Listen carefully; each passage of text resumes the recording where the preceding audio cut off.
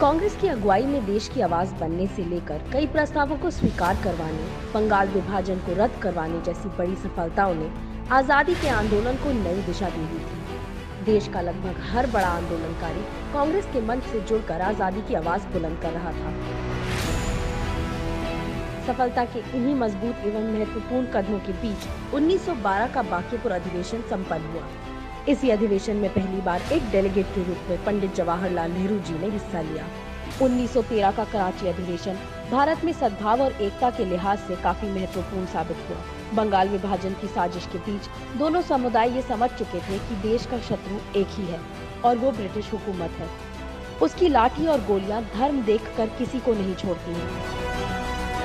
इसी अधिवेशन में बकायदा सांप्रदायिक सद्भाव और साझी लड़ाई का एक प्रस्ताव पारित किया गया ताकि अंग्रेजों का विभाजनकारी एजेंडा सफल न हो सके। 1914 के मद्रास अधिवेशन में 866 डेलीगेट्स ने हिस्सा लिया। आजादी की लड़ाई के साथ साथ कांग्रेस का विस्तार व्यापक होता जा रहा था। कांग्रेस और देश आजादी की प्रभावशाली लड़ाई लड़ रहे थे। ये जनता और कांग्रेस की ताकत ही थी कि मद्रास के गवर्नर तक को इस अधिवेशन में हिस्सा लेना पड़ा। ये भारतीय जन आंदोलन की मजबूती थी। एसपी सिन्हा की अध्यक्षता में 1915 का बॉम्बे अधिवेशन स्वतंत्रता संग्राम के लिहाज से बेहद महत्वपूर्ण साबित हुआ। इस अधिवेशन में कांग्रेस के संविधान में बदलाव किया गया और कांग्रेस की ताकत दुगनी हुई। भाग लेने वाले सदस्यों की संख्या बढ़कर 2259 हो गई और इससे आजादी के आंदोलन को गति मिली।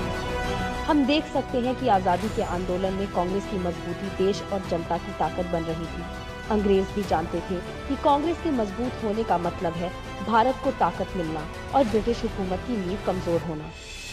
और ब्रिटिश हुकूमत की इस नींव को खोखला करने के लिए इसी 1915 की कड़कड़ाती ठंड में आजादी का महानायक भारत भूमि पर आ चुका था और बहुत जल्द देश का भविष्य बदलने वाला था। जय हिंद।